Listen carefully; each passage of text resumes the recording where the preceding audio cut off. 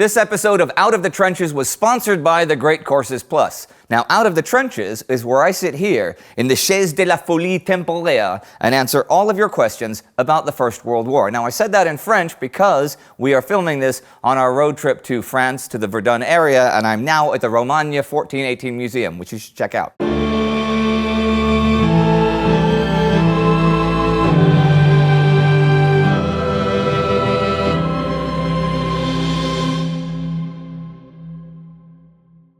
Janusz Oganowski asks, can you elaborate the subject of disc-shaped grenades?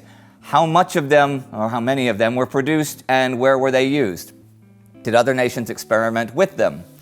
The Discus Handgranate was designed so that it would explode upon impact. Now, many of the Stielhandgranate, the potato mashers that we've talked about before, that the Germans were using had a timed fuse. So you throw it, and the enemy often had time to pick them up and throw them back at the Germans before they'd explode.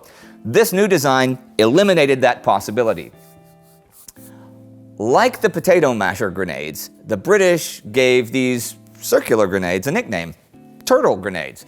The turtle grenade functioned with a pretty ingenious design, with 6 hollow tubes around its circumference, Inside were 2 metal capsules full of explosives, and a safety pin was attached that would be removed when it was used. Now it would be thrown along its axis, a bit like a discus, which would activate the inertia pins in the hollow tubes around the edges. When any one of these pins made contact, it would immediately detonate.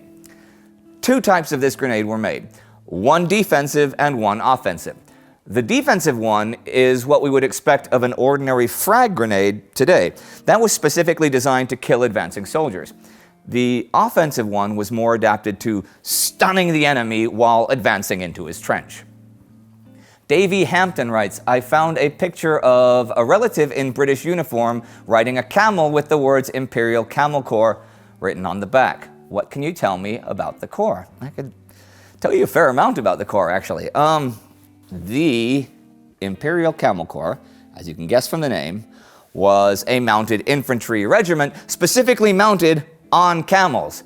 The Corps was founded in December 1916 and was under the command of Brigadier General Clement Leslie Smith. It was made up of 4 battalions, 1 from Great Britain, 1 from New Zealand, and 2 from Australia, and we've said this in our regular episodes before. They fought in the desert theaters of the Great War, in the Senussi campaign in Libya, also in Sinai, in Palestine. They also helped the insurgents of the Arab Revolt. There were obvious advantages to using camels in the desert, one being their ability to, of course, endure the harsh conditions better than ordinary horses. They could carry a soldier as well as all of his equipment.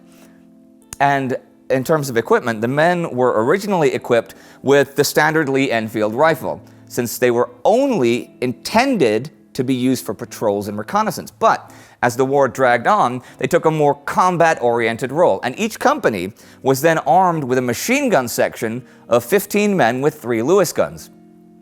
They performed under the same guidelines as the mounted infantry, with 1 man holding the reins of the camels while his comrades engaged the enemy. Camels were not as nervous under fire as horses, and 1 man could look after like 12 to 16 camels at once. Over the course of the war, the Corps grew stronger, with the addition of 8 more Vickers machine guns, an artillery battery from India, who were, strangely enough, named the Hong Kong and Singapore Mounted Battery, a squad of Royal Engineers, an Australian ambulance, and even an Australian dental unit. The Camel Corps was most definitely a force to be reckoned with. Someone asks, the Germans had von Lettow-Vorbeck, von Luckner, Nerger, von Richthofen, and others. Okay. I'm curious, what outstanding fighting men did Austria-Hungary have?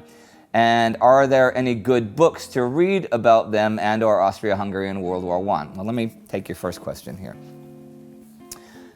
The Austro-Hungarian Empire was not without its fair share of extraordinary tales and extraordinary men. Like the Austrian Sepp Innerkofler, who had been a successful mountaineer before the war.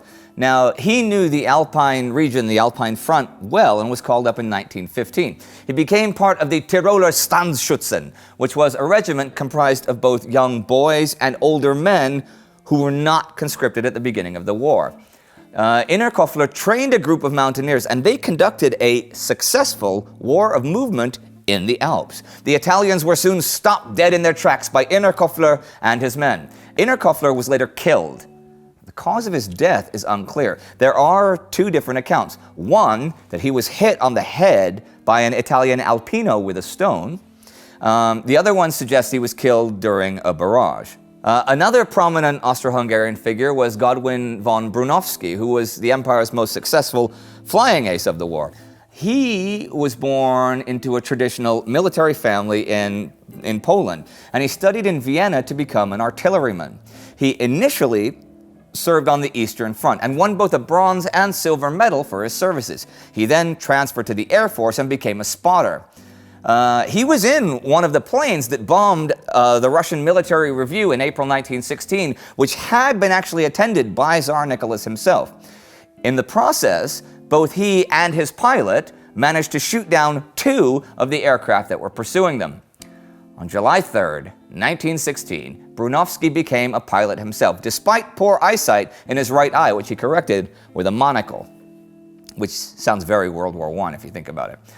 He was sent to the Italian front, where he flew a series of sorties with German pilots to learn and develop tactics. It was during this time that he met Baron von Richthofen, the Red Baron, and would later emulate him by painting his aircraft bright red with the addition of a skull and crossbones on each side.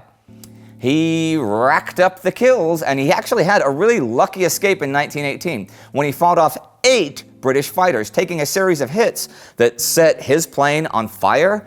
Miraculously, he managed to land successfully without any major injuries. On October 11th, he was put in command of the Austro-Hungarian Air Force on the Isonzo front, in spite of being only a captain. When the war ended, his final tally was 35 confirmed kills. Now, as I said in the beginning, this episode of Out of the Trenches was sponsored by the Great Courses Plus, which is an excellent video learning service that features lectures by professors from top universities from around the world, as well as experts from places like National Geographic or the Smithsonian.